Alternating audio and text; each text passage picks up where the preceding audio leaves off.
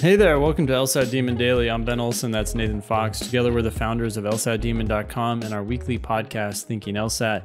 We have an email here from Zach. It says, hey guys, thanks for building a great program. In the course of my studying, one of the issues I find myself having with the games is the initial setup. I mean, you and literally everyone else who starts with the games, right? It's just like, where do I get started? How do I peel this orange? I can't get any kind of purchase on it. What's going on? So yeah, the initial setup is everything in the games. More often than not, Zach says, if I find that I did awful on a game or ate too much time on only one game, it usually started with my initial setup. And yeah, I mean, that we're going to say, yep, you got to build a good foundation. Yeah. I mean, it's great that you're recognizing that, Zach, because a lot of people don't, I think. They're just like, well, these questions were really hard. Like, yep, they sure were. If you didn't solve anything about the way the system works, like if you didn't put the pieces of the puzzle together, then, you know, before you tried to answer the questions, then yeah, the questions are hard. But it's not because the questions are hard. It's because you didn't figure it out. You know, I like what you said there. You got to solve the system. And then the questions are just the mere, right? They're just the mere like check in to see if you solve the system. And they could ask you those 5 questions, or they could ask you another 20 questions. And if you solve the system, you don't really give a fuck what questions they ask you. No, they can ask me anything. I could predict what kinds of questions they might ask. Like my experience on the games is, and this happens on logical reasoning as well. It's like, oh, if they wanted to make this a harder question, they would have asked this. You ever see that, Ben, on questions where you're like, oh, they could have asked this other question, which would have been a lot harder. Yeah. But instead, they just asked this real easy question. But that's because we have synthesized, right? We have connected the pieces of the puzzle, and it's an extremely lawyerly thing because in law school, that's exactly what you're going to be doing. You're going to be looking for the statutes and the case law and the facts of the case. And there's going to be all these different interlocking, you know, facts and legal, like straight up law in the law book, plus various interpretations and theories. And you're going to be looking to mesh those together in order to come up with an outcome. Yeah.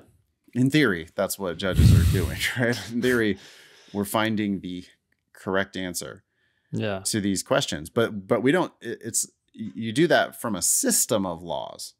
And that's what we're doing on the games. It's like, it's a system of laws that control the game.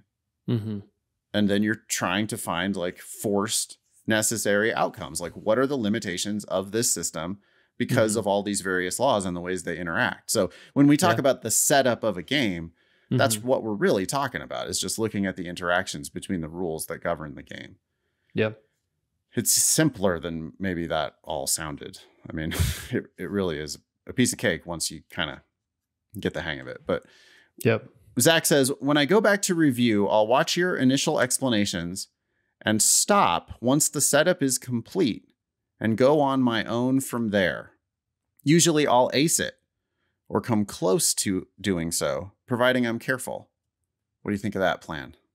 Okay, so the fact that Zach is doing this during review is good. I'm glad that Zach is trying to do the game again that he botched. I would hope that he can start to implement this on his own before he gets to review. But I would also say, Zach, you're kind of getting help with the very part of the game that you're struggling with, right? Like you're struggling with the setup. So I would actually like you to start the video, get a sense of where we're going, and then stop. Don't watch the whole. I was gonna say, yeah. Don't watch the whole setup. Yeah, okay.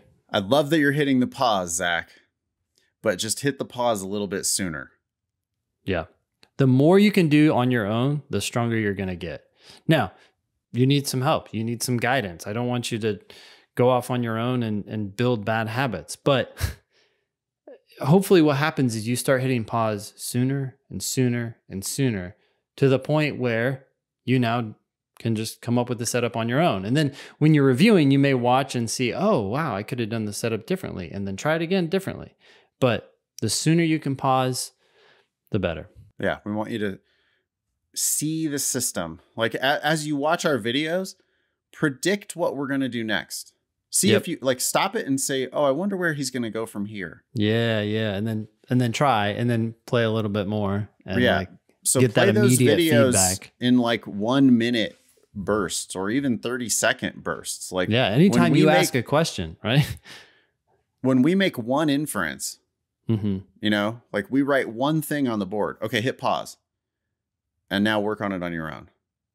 Last question from Zach.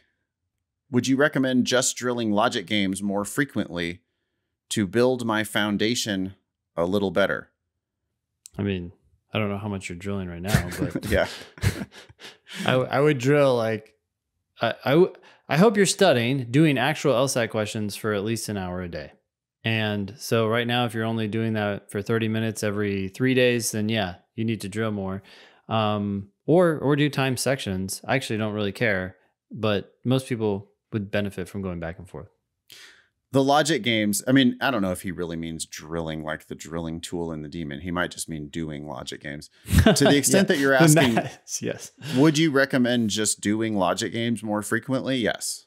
Yes. The logic games it's a test of how hard you can work. There are 100 practice tests with 4 games per test, which means we have 400 games right now to work on. And with 400 games to work on, Zach, that means you can master 1 per day for the next year until you run out of material to master. Yep. You could do 4 per day for 3 months.